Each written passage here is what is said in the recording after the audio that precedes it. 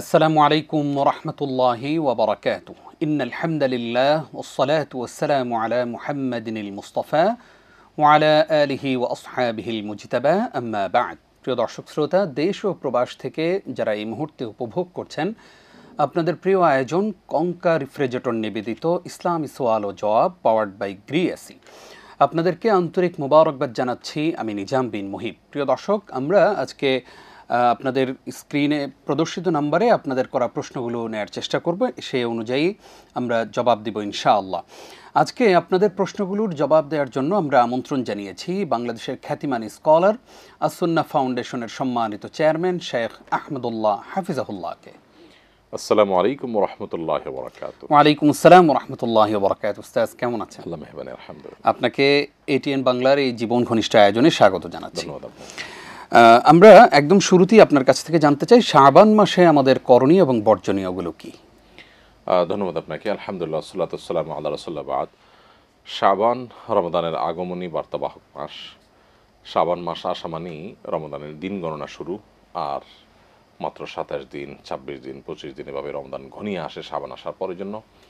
শাবানে আমাদের রমাদানের প্রস্তুতি গ্রহণ করা, রমাদানের জন্য নিজেদেরকে প্রস্তুত করা, রমাদানকে যথাযথভাবে পালন করবার জন্য যাবতীয় প্রিপারেশনমূলক কাজগুলো শাবানে সেরে নেওয়া, এটা আমাদের কর্তব্যের অংশ।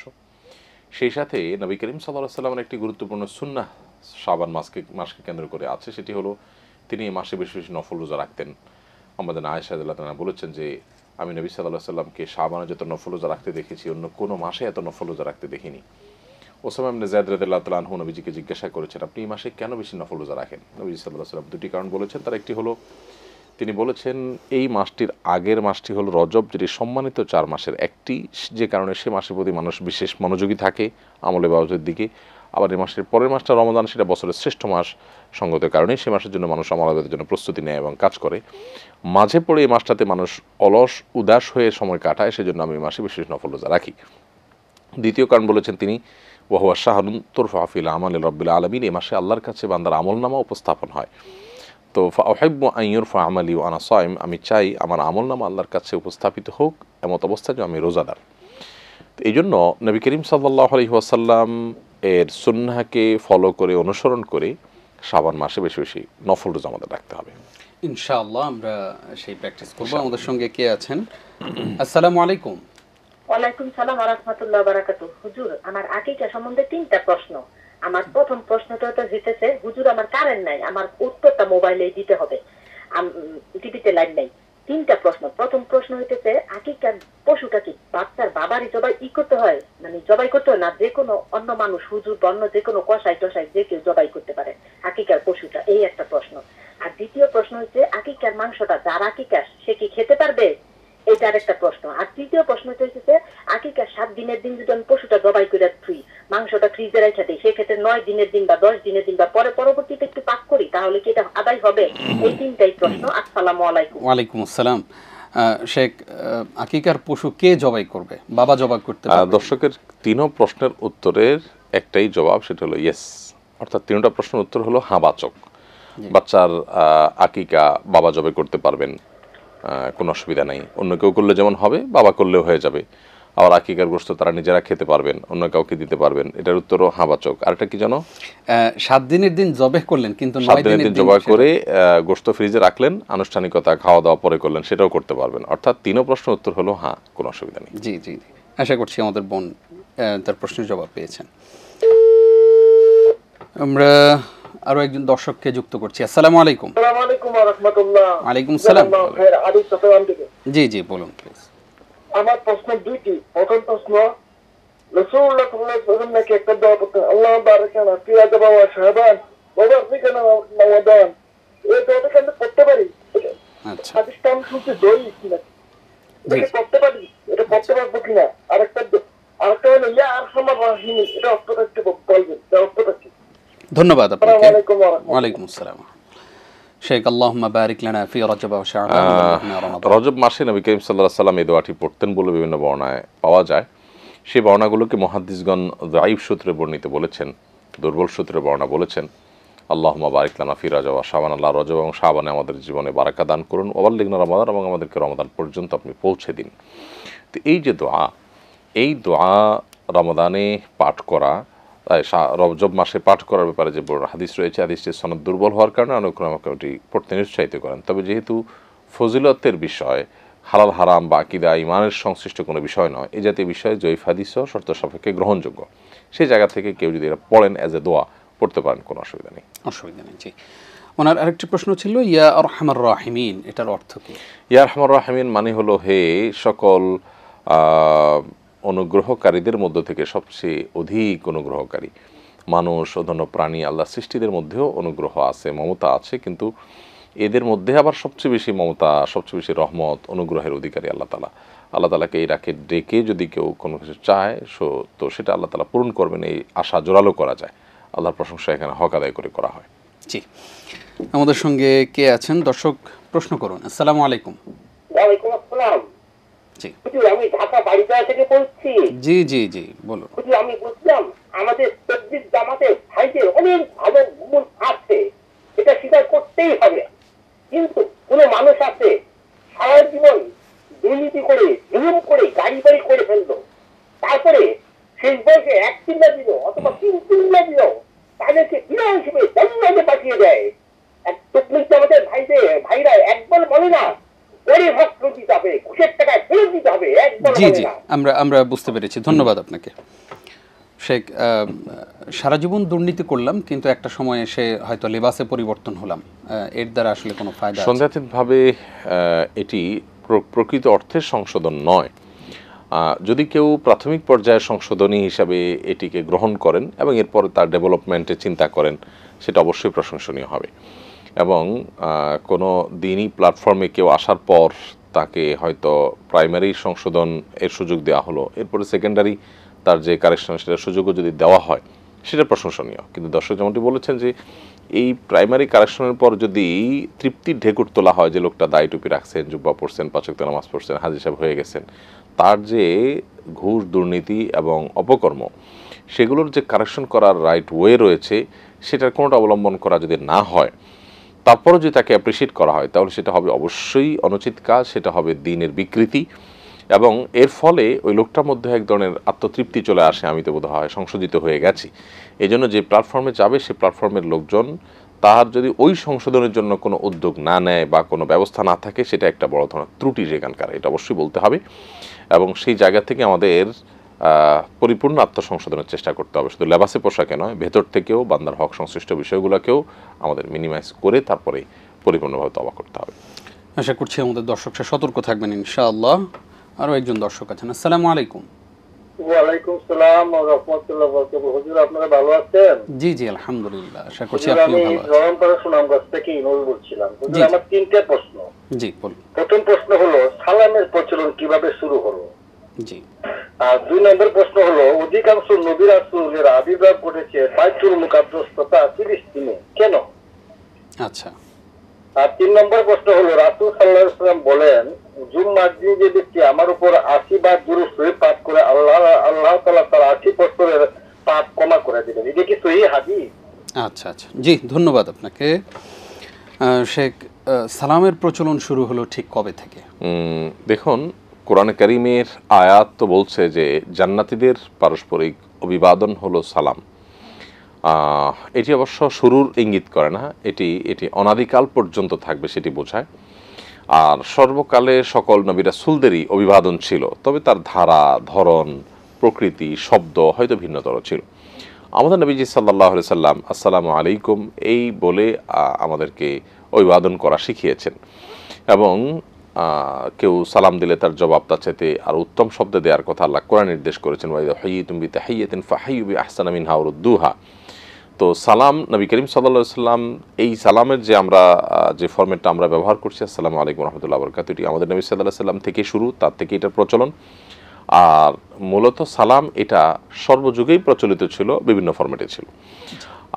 এখানে একটা কথা বলা হয় যে আত্তাহিয়াতুতে যে আমরা আসসালামু আলাইকা আইয়ুহান নবী বলি, আসসালামু আলাইনা ওয়া আলা ইবাদিল্লাহিস সালিহিন বলি, অনেকে বলেন যে এখান থেকে সালামের প্রচলন শুরু হয়েছে। এটা আসলে কোনো প্রমাণিত বিষয় না যে এখান থেকেই সালাম শুরু হয়েছে, তার আগে সালাম ছিল না। তো সালাম মূলত নবী সাল্লাল্লাহু আলাইহি ওয়াসাল্লাম এটা আবিষ্কার করেছেন, কবে, কখন, কোন সালে এ সম্পর্কে কোনো বর্ণনা অবশ্যই পাওয়া যায় না। জি আমরা উত্তর পেয়ে গেছি। তিনি আরেকটি প্রশ্ন করেছেন যে অধিকাংশ নবী রাসূলরাই ফিলিস্তিনে জন্মগ্রহণ করেছেন বা এসেছেন, এর কারণ কি, এর মাহাত্ম্য কি? অধিকাংশ নবী রাসূলরা এসেছেন এভাবে বলাটা আসলে কঠিন। বনী ইসরাইলের যে নবী রাসূলগণ তাদের বেশিরভাগ এসেছেন সেটি হয়তো বলা যায়। আমরা একটি বর্ণনার কথা যদি ধরি যে ১.৫ লক্ষ নবীর কথা বলা হয়েছে, যদিও এখানে বর্ণনা একাধিক আছে, এবং এর জন্য অনেক ইমামদের মত হলো যে নবীদের কোনো সংখ্যা ফিক্স না করে যতজন আসতে পারে তবার সবার প্রতি আমরা এজমালিভাবে আনবো। যদি ১.৫ লক্ষের বর্ণনাকে আমরা ধরি তাহলে সেক্ষেত্রে ১.৫ লক্ষের কতজন হবে বনী ইসরাইল এখানে? এর বাইরে তো আরও বিপুল সংখ্যক নবীর রাসূলরা ছিলেন। আর বনী ইসরাইল নবীদেরও বেশিরভাগই এখানে কেন এসেছেন সেটা হাকিকত আল্লাহ তাআলা ভালো জানেন। তবে এটা ঠিক যে বাইতুল মাকদিস নানা কারণে গুরুত্বপূর্ণ। কিয়ামতের ঠিক আগ মুহূর্ত পর্যন্ত, কিয়ামত সংঘটিত যখন হবে তখনও বাইতুল মাকদিসের আলাদা একটা গুরুত্ব থাকবে। তো সেই কারণে হয়তো আল্লাহ তাআলা সেখানে রাসূলদেরকে পাঠিয়েছেন। এটাকে একটা সেন্টার বা একটা কেন্দ্র আল্লাহ সুবহানাহু ওয়া তাআলা সেই হিসাবে কবুল করেছেন হয়তোবা। তার হিকমত প্রকৃত অর্থে আল্লাহ তাআলা ভালো জানেন। জি, জুমার দিন ৮০ বার দুরূদ পড়া সম্পর্কে এই হাদিসটি আসরের পরে ৮০ বার জাযাল্লাহু আন্না মুহাম্মাদাম মা হলো আহলুহু আল্লাহুম্মা সাল্লি আলা মুহাম্মাদিন নবিয়্যিল উম্মি, এই যে হাদিস, এই যে দোয়া দুরূদ, এই দুরূদ পাঠ করলে ৮০ বার পাঠ করলে ৮০ বছরের গুনাহ মাফ হয় ইত্যাদি ইত্যাদি কথা বলা রয়েছে। এই সনদকে, এই হাদিসের সনদকে বেশিরভাগ মুহাদ্দিসরাই অত্যন্ত জয়ীফ এবং দুর্বল সূত্রে বর্ণিত বলেছেন এবং অনেকে আরও কঠোর মন্তব্য করেছেন। অতএব এটি আমলযোগ্য আসলে সেরকম না এটি। জি, আমাদের সঙ্গে আরও একজন দর্শক আছেন। আসসালামু আলাইকুম। ওয়ালাইকুম আসসালাম। জি বোন, প্রশ্ন করুন। আসসালামু আলাইকুম হুজুর। ওয়ালাইকুম সালাম। আমার দুইটা প্রশ্ন ছিল। জি জি বলুন। আল্লাহর যে ৯৯টা নাম হয়, এটা অনেক বইতে দেখি আল রহমান আর রহিম এরকম থাকে, আর কোনটা থেকে ইয়া আল্লাহ, ইয়া রহমান, ইয়া রহিম। কোনটা ঠিক? আমি ইয়া আল্লাহ, ইয়া রহমান এটাই পড়ি, এটা কি ঠিক হয়? আর কোনটা ঠিক এটা একটু জানাবেন। আর হলো এই মাসে কি মানতের রোজা করা যাবে? মানত করছি এরকম রোজা। আচ্ছা, জি ধন্যবাদ আপনাকে, থাকুন আমাদের সঙ্গে। শেখ আমাদেরকে একজন প্রশ্ন করেছেন যে আল্লাহ রাব্বুল আলামিনের ৯৯ নামের ক্ষেত্রে কোনো কোনো জায়গায় দেখা যায় যে আল রহিম, আল রহমান এরকম দেখা যায়, কোনো জায়গায় ইয়া রহমান, ইয়া রহিম। আমরা আসলে কোনটা বলব? দেখুন, আল্লাহকে যখন আমরা ডাকবো তখন ইয়া রহমান, ইয়া রাহিম এভাবে ডাকবো, এটা হলো ডাকের জন্য। আর যখন আল্লাহর নাম বলবো যে আল্লাহর অমুক নাম, তখন আর রহমান, আর রহিম, ইয়া আল ওয়াদুদ এভাবে বলবো। একটা হলো নাম বলা, আর একটা হলো ডাকা। কাউকে ডাকতে হলে ইয়া দিয়ে ডাকতে হয়, তখন আর আল থাকে না, ইয়া আর রহমান থাকে না, তখন ইয়া রহমান হয়, ইয়া রহিম হয় গ্রামারের নিয়ম অনুযায়ী। আর যখন নাম বলবো আমরা তখন আর রহমান আর রহিম আসবে। জি ইনশাআল্লাহ।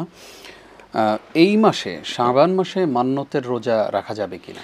মানতের রোজা শাবান মাসে রাখতে কোনো অসুবিধা নেই। শাবান মাস নফল রোজার মাস, নফল রোজার মাস দেখে মানতের রোজা রাখা ওয়াজিব, তো ওয়াজিব রোজা রাখা যাবে না এমন কোনো কথা নাই। এমনকি এর আগের বছরের যদি ফরজ রোজাও রাখে সেটাও শাবান মাসে রাখা যাবে। অতএব মানতের কিংবা আগের বছরের কাজা রোজা, ফরজ রোজা সবগুলোই শাবানে রাখা যাবে, কোনো অসুবিধা নেই। অসুবিধা নেই। একজন জানতে চেয়েছেন যে দাড়ি মুখমণ্ডলের অংশ কিনা, এবং আসলে আমরা যখন অজু করব তখন আসলে দাড়িটা কিভাবে ধৌত করব, একই পানি দিয়ে নাকি আলাদা পানি দিয়ে?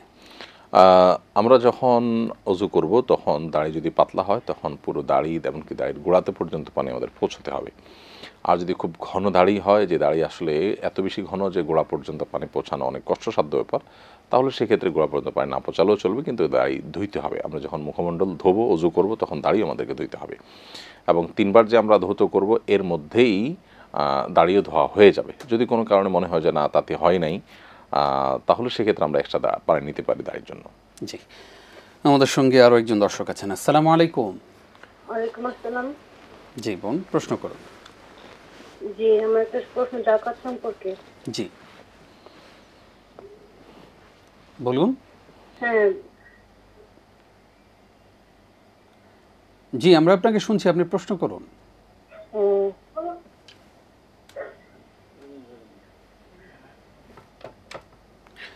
আমাদের সঙ্গে আরো একজন দর্শক আছেন। আসসালামু আলাইকুম। আসসালামু আলাইকুম। আসসালামু আলাইকুম। ওয়ালাইকুম আসসালাম। হ্যালো। জি জি, আমরা আপনাকে শুনছি, আপনি প্রশ্ন করুন। আচ্ছা, আমার ওই যে আপনার ওয়ালাইকুম আসসালাম। আপনার টেলিভিশনের ভলিউম কমিয়ে নিন। আচ্ছা, আমার যে ওই দাড়ির ব্যাপারে একটু বলতে চাই, যে আমার যে পিঠের দাড়ি আর উপরে একটু থুতির দাড়ি। জি, এখন এই থুতির যে দাড়িটা, এটা কি ওই দাড়ির সমান রাখতে হবে? আচ্ছা আচ্ছা, জি আমরা প্রশ্ন বুঝেছি, আপনি ওই দাড়িটুকুই আমি শেখ, এই যেটাকে আমরা নিম দাড়ি বলি, এটা কি দাড়ির সমানই রাখতে হবে নাকি এটা ছোট করা যাবে? এটা রেখে দেওয়াটাই হলো নিরাপদ, এবং এটাকে রাখার পরে ওলামা একরাম বেশিরভাগ মতামত দিয়েছেন। আমরা যেটাকে ঠোঁটের নিচে যে দাড়িগুলোর কথা বলেছি, জি, আশা করছি আমরা সেটা রাখার চেষ্টা করব। আরও একজন দর্শক আছেন। আসসালামু আলাইকুম। সালাম আলাইকুম। ওয়ালাইকুম সালাম রাহমাতুল্লাহি ওয়া বারাকাতুহু। নুরজান ইসলাম নূপুর মনোহরদিন আনন্দ থেকে বলছিলাম। জি জি বলুন। মানে নূপুর যে পরে যে শব্দ হয় কিংবা চুরির যে শব্দ হয় এই কারণে কি রহমতের ব্যবস্থা থাকে না। এক, জি দুই হচ্ছে হাঁস মুরগির যে গাড়ের রক ওইটা খাওয়া নাকি হারাম, জি, আর মাছের যে ইলিশ মাছের রক রক খাওয়া ওইটা নাকি হারাম, এটা কত কিছু যায়। আচ্ছা আর যে মাছ হয়েছে মানে গরম পানিতে হাঁস মুরগি ডুবাইয়া যে আমরা মানে চামড়াটা করি ওইটা কি হারাম নাকি হালাল? শুনছি থেকে বুড়ি বের করে তারপরে গরম পানিতে ডুবানো যাবে। জি জি বুঝতে পেরেছি। জি, ওয়ালাইকুম আসসালাম। শেখ, নূপুরের শব্দ বা চুড়ির শব্দ এগুলো যদি পরপুরুষ শুনে সেটা কি জায়েজ না হওয়া উচিত, কারণ হলো এটাও পার্ট অফ পর্দা বলতে পারি। মেয়েদের সৌন্দর্যকে আল্লাহ তাআলা ঢেকে রাখতে বলছেন, অতএব এই নূপুর বলি, চুড়ি বলি, এগুলো তো শোভাবর্ধনের জন্যই পরা হয়। অতএব এটির আওয়াজ হোক আর এটির আপনার বাহ্যিক দৃষ্টিকোণ থেকে এটি দেখা হোক, সেটা সর্বাবস্থায় আপনার বেপর্দার শামিল। বিধায় এটাকে যথাসম্ভব আবৃত রাখা বা অপ্রকাশিত রাখার চেষ্টা করা দরকার।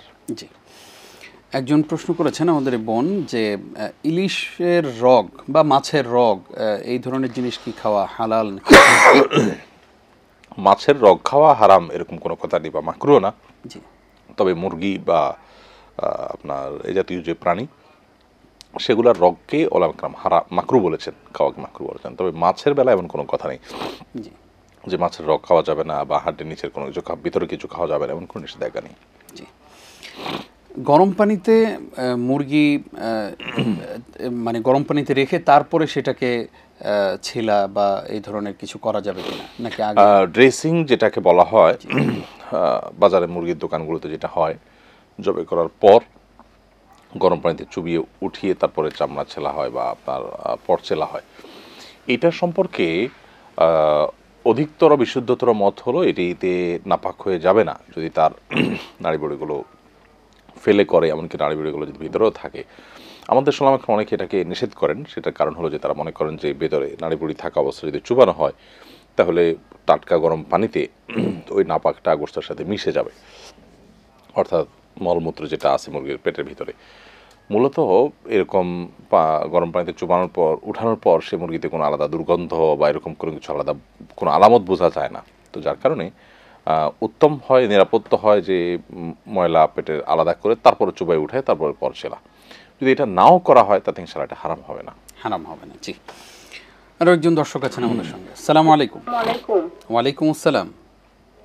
হুজুর, এই নফল সালাতে সূরা কাফিরুন 4 বার আর সূরা ইখলাস 3 বার দিয়ে মানে 2 রাকাত নফল সালাত পড়া যাবে কিনা হুজুর?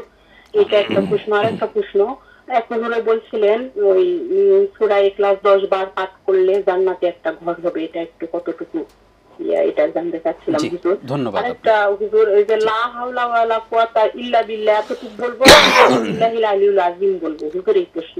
আসসালামু আলাইকুম। ওয়ালাইকুম আসসালাম। শেখ, সূরা কাফিরুন দিয়ে 4 বার, সূরা কাফিরুন 4 বার, ইখলাস 3 বার, এইরকম করে কোনো নফল সালাত আদায় করা যাবে কিনা? কোনো নফল সালাতেই কোনো সূরা এভাবে ফিক্স নেই যে প্রথম রাকাতে এত সূরা এতবার, দ্বিতীয় রাকাতে এত সূরা এতবার পড়তে হবে। আপনার সুবিধা অনুযায়ী যে কোনো সূরা পড়তে পারেন। আল্লাহ সুবহানাহু ওয়া তাআলা বলেছেন ফাকরাউ মা তায়াসসারা মিনাল কুরআন। নামাজে আপনি সূরা ফাতিহার পরে কোরআনের যে অংশ আপনার সহজ হয়, ভালো লাগে, আপনি সেটা পড়তে পারেন। কোনো সূরা ফিক্স কোনো রাকাতে আল্লাহ তাআলা করে দেন নাই। এবং কোনো নফল নামাজে এই সূরা এতবার পড়তে হবে এরকম কোনো ফরম্যাট বা এরকম কোনো গাইডলাইনও কিন্তু শরীয়তে দেওয়া হয়নি। এটি আমাদের সমাজে প্রচলিত। শবে বরাতের নামাজ, কদরের নামাজ, অমুক সূরা এতবার, অমুক রাকাতে এতবার, এগুলো আমাদের নিজেদের মন গড়া এবং নিজেদের বানানো। কেউ যদি এরকম করে তাহলে তার জন্য কেউ যদি নিজে থেকে করেন যে একটা সূরা 3 বার 5 বার পড়লেন, তার ভালো লাগে, সেটা ভিন্ন বিষয়, কিন্তু এইভাবে করতে হবে, এই ফরম্যাটটা করাটা সুন্নাহ বা এটাই নিয়ম, এরকম বানিয়ে নিলে সেটা বেদাত হয়ে পরিণত হবে, এবং বেদাতে পরিণত হলে নকল আমল করার ফলশ্রুতিতে বরং গুনাহগার হতে হবে। গুনাহগার হবে। জি, লা হাওলা ওয়ালা কুওয়াতা ইল্লা বিল্লাহ এইটুকু পড়বো নাকি ইল্লা বিল্লাহিল আলিয়্যিল আযীম পুরোটাই পড়বো?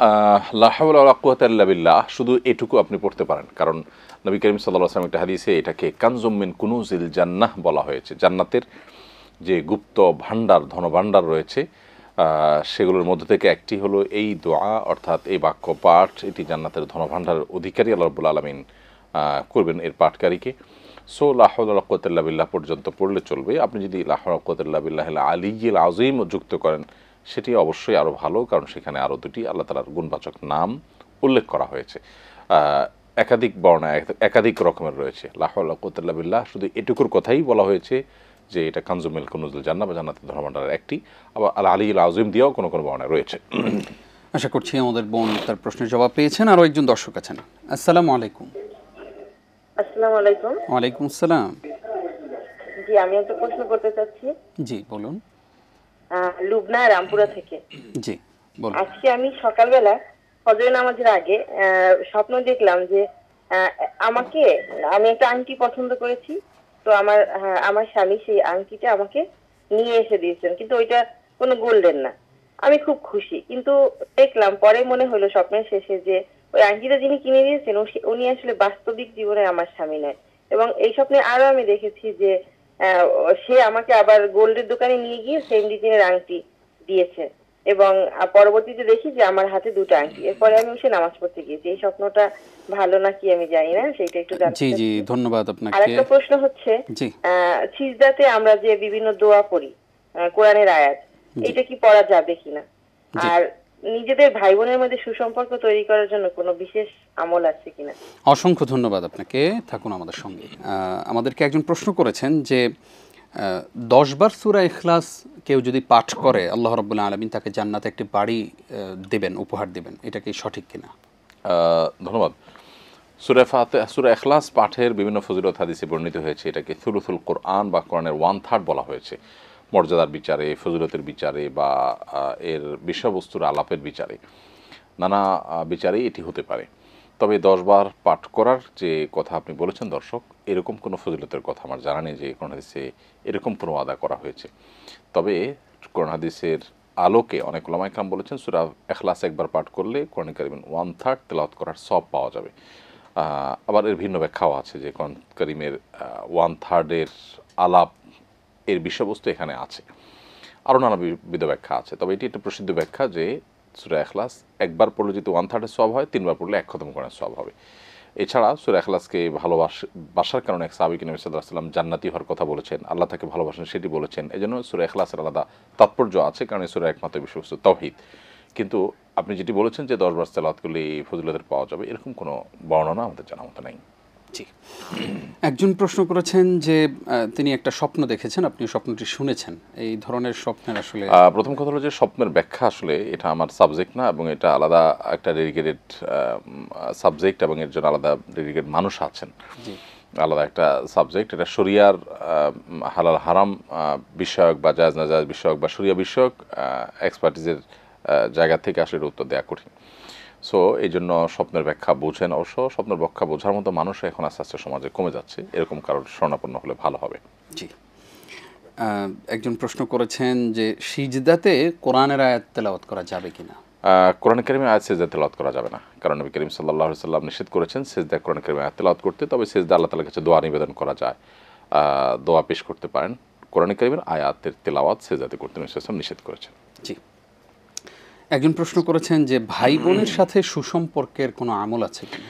ভাই বোনের সাথে সুসম্পর্ক বজায় রাখার জন্য বা সৃষ্টি করবার জন্য আলাদা করে কোনো আমল নেই। তবে আপনি তাদেরকে সুসম্পর্ক বজায় রাখার জন্য কোরআন সুন্নাহ সুসম্পর্ক বজায় রাখার যে কাজগুলো সেগুলো করতে পারেন। যেমন নবী সাল্লাল্লাহু আলাইহি ওয়াসাল্লাম বলেছেন যে তোমরা পরস্পরের মধ্যে সালামের প্রচলন ঘটাও, এতে তোমাদের মধ্যকার সম্পর্ক ভালো হবে, ভালোবাসা বৃদ্ধি পাবে। আবার নবী সাল্লাল্লাহু আলাইহি ওয়াসাল্লাম বলেছেন যে তোমরা একে অন্যকে হাদিয়া উপহার উপঢৌকন আদান প্রদান করো, এতে তোমাদের সম্পর্ক বাড়বে। অতএব সুসম্পর্ক বাড়ার জন্য যে সাধারণ এবং নর্মাল যে কাজগুলো আছে সেগুলো আপনাকে করতে হবে। এর বাইরে আপনি আল্লাহ তাআলার কাছে বিশেষভাবে দোয়া করতে পারেন, আল্লাহ যেন তার সাথে আমার সম্পর্ক ভালো করে দেন, তার সাথে আমার দূরত্ব যেন কমে যায়, এর বাইরে আলাদা করে পার্টিকুলার কোনো আমল নাই যে অমুক আমল করলে সম্পর্ক অটোমেটিক ভালো হয়ে যাবে। জি, সেটা একজন প্রশ্ন করেছেন যে তিনি একজনের কাছে কোরআন পড়েন, আমাদের এক বোন, তো মহিলাদের মাসিক অসুস্থতার সময়ও তিনি পড়েন, আবার সেটা কখনো কখনো কায়দা ধরে ধরেও পড়েন। এক্ষেত্রে এই তেলাওয়াত করা যাবে কিনা, আবার ফরজ গোসল অবস্থায় কোরআন কারো কাছে যদি কেউ পড়ে সেক্ষেত্রে পড়া যাবে কিনা? ফরজ গোসল অবস্থায় কোরআন কারিম তেলাওয়াত করা নিষেধ পরিষ্কারভাবে, অতএব এই অবস্থায় তেলাওয়াত করা উচিত না। ফরজ গোসল করে তারপরে কোরআন কারিম তেলাওয়াত করতে হবে। জি, আর পিরিয়ড অবস্থাতে কোরআন কারিমের তেলাওয়াত জমহুর বা সংখ্যাগরিষ্ঠ ইমামদের মতে তেলাওয়াত করা যাবে না। ইবনে তাইমিয়া এবং সাম্প্রতিক সৌদি আরব উলামা ইকরাম রাহিমাহুমুল্লাহ তারা অবশ্য পিরিয়ড অবস্থাতে কোরআন তেলাওয়াত করতে পারবে এই মর্মে মত দিয়েছেন, কিন্তু সংখ্যাগরিষ্ঠ বা বেশিরভাগ ইমামদের মত, হানাফি মাযহাবের মত সহ অন্যান্য মাযহাবের ইমামদের প্রায় বেশিরভাগ ইমামদেরই মত হলো যে পিরিয়ড অবস্থাতে কোরআন কারিম তেলাওয়াত করা যাবে না, তবে কেউ শুনতে পারেন। জি, জাযাকাল্লাহ খাইর। আমাদের সঙ্গে আরো একজন দর্শক আছেন। আসসালামু আলাইকুম। আসসালামু আলাইকুম। হ্যাঁ, ওয়ালাইকুম আসসালাম। জি, প্রশ্ন করুন বোন। হ্যালো, আসসালামু আলাইকুম। ওয়ালাইকুম আসসালাম, আমরা আপনাকে শুনছি, আপনি প্রশ্ন করুন। জি হুজুর, বোরকা পরার পর হাতের কবজি পর্যন্ত ঢাকার পরে বাকি অংশ খোলা রাখা যাবে কিনা, আর যদি খোলা রাখা যায় তাহলে হাতে আংটি পরা যাবে কিনা, এই হলো একটা প্রশ্ন। আরেকটা প্রশ্ন হলো আওয়াবিন নামাজের ওয়াক্ত বা সময় কখন হয়, এটা আমার জানা ছিল। আসসালামু আলাইকুম। ওয়ালাইকুম আসসালাম। শেখ, মহিলারা ঠিক কোন কোন অঙ্গ প্রদর্শন করতে আল্লাহ সুবহানাহু ওয়া তাআলা কোরআন কারিমে আমাদেরকে বলেছেন ওয়ালা ইউবদিনা যিনাতাহুন্না, নারীরা তাদের সৌন্দর্য, তাদের শোভাগুলোকে প্রকাশ করবে না। এখন হাতে আংটি যে আপনি পরিধান করছেন, এই আংটিটা সৌন্দর্য, এটা অলংকার, সো এটা আপনি প্রকাশ করবেন না, এটাকে ঢেকে রাখবেন। সেটা আপনি মোজা পরে রাখতে পারেন অথবা বড় ওড়না পরে রাখতে পারেন, সেটা আপনার খুশি, তবে আপনাকে এটি আবৃত রাখতে হবে। আওয়াবিনের ওয়াক্ত কখন? আওয়াবিন কাকে বলা হয়? আওয়াবিন শব্দের অর্থ হলো তাওয়াবিন, অর্থাৎ আল্লাহর দিকে যারা ধাবমান, আল্লাহর দিকে যারা ধাবিত, তাদেরকে আওয়াবিন বলা হয়। আওয়াবের বহু বচন। এই আওয়াবিনের সালাত আদায়ের জন্য আমাদেরকে জানতে হবে যে আওয়াবিনের সালাতের টাইমটা আসলে কখন। তো সালাতুদ দোহা যেটাকে আমরা বলি, বা চার্চের নামাজ যেটাকে আমরা বলি, সকাল 8টা-9টার দিকে যেটা পড়া হয়, এই নামাজকে সাধারণত সালাতুল আওয়াবিন বলা হয়েছে হাদিসে। আর মাগরিবের পরে এশার আগে 6 রাকাত নামাজকে আওয়াবিন নামাজ কোনো কোনো হাদিসে বলা হয়েছে, সেটাকে অনেকে আওয়াবিন হিসাবে স্থির করেন, তবে সে হাদিসের সনদের মধ্যে কিছুটা দুর্বলতা আছে। অতএব আমরা বলতে পারি বিশুদ্ধ হাদিসের আলোকে সালাতুদ দোহা বা চার্চের নামাজকে আওয়াবিনের নামাজ বলা হয়েছে। জি, আশা করছি আমাদের বোন উত্তর পেয়েছেন। আরো একজন দর্শক আছেন, দর্শক আরো একবার চেষ্টা করুন। আসসালামু আলাইকুম। ওয়ালাইকুম আসসালাম। জি, প্রশ্ন করুন। জি জি, আমরা শুনছি। ভালো আছেন আপনারা? আলহামদুলিল্লাহ। জি, প্রশ্ন করুন। আমার প্রশ্ন হচ্ছিল যে আমি গত 4 বছর ধরে পেশায় একজন গাড়ি চালক। 4 বছর ধরে আমি ঋণগ্রস্ত হয়েছি প্রায় 2 লাখ টাকার মতো। তো আমি আসলে যদি কোম্পানিতে চাকরি করতাম 40-50 হাজার টাকা বেতন পেতাম। আমি ওইটা না করে আমি হালালভাবে জীবনযাপন করছি, কিন্তু আমি ঋণ হয়ে গেছি। এখন যদি আমি ব্যাংক থেকে ঋণটা উঠে শোধ করি সেক্ষেত্রে সুদ হয়ে যায়, ওইটাও পারতেছি না। আসলে আমার করণীয় কি? আমি কি যাকাতের টাকা দিয়ে কি এটা শোধ করতে পারবো? তাহলে আমার নিকটতম আত্মীয়দের কাছে আমি সেই সাহায্য চাইতাম। আসলে আমার করণীয় কি, আমি একটু জানতে চাচ্ছিলাম আর কি।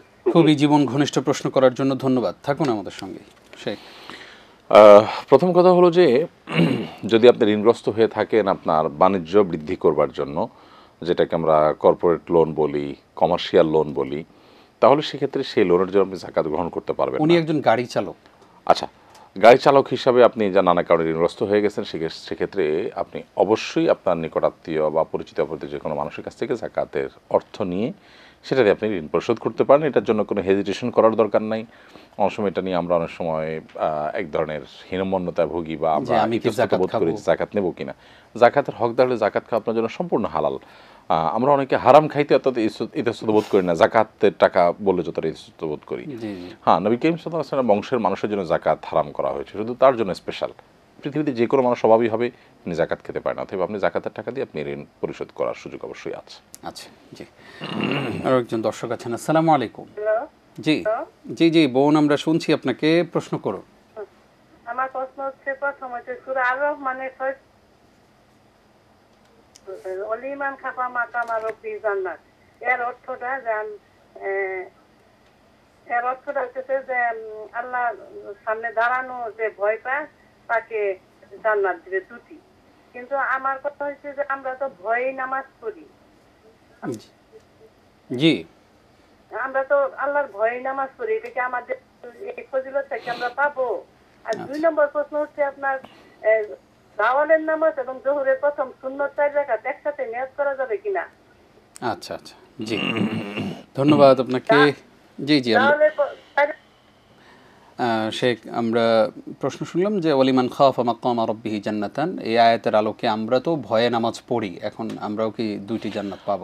মূলত আল্লাহ রাব্বুল আলামিনের ভয় এটা একটা চেতনা যেটা কন্টিনিউয়াসলি বান্দা নিজের মধ্যে ধারণ করে, যে চেতনা যে বিশ্বাস তাকে সবসময় গাইড করে।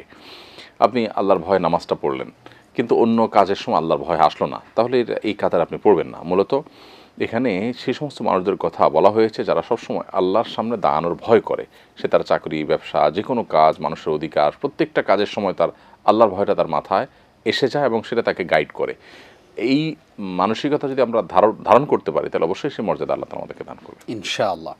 জাওয়ালের নামাজ এবং জোহরের সুন্নাত দুটাকে আমরা ইনক্লুড করতে পারবো কিনা নিয়াত, উত্তর হলো যে অনেক ওলামাদের মতে জাওয়াল এবং জোহরের সুন্নাত আসলে একই নামাজ, তাহলে সেক্ষেত্রে ইনক্লুড করার প্রশ্নই নেই। আর যাদের মতে এটি ভিন্ন নামাজ, সেক্ষেত্রে টাইম যেহেতু একই, অতএব আপনি দুইটাকে একই নিয়তে ইনক্লুড করতে পারবেন।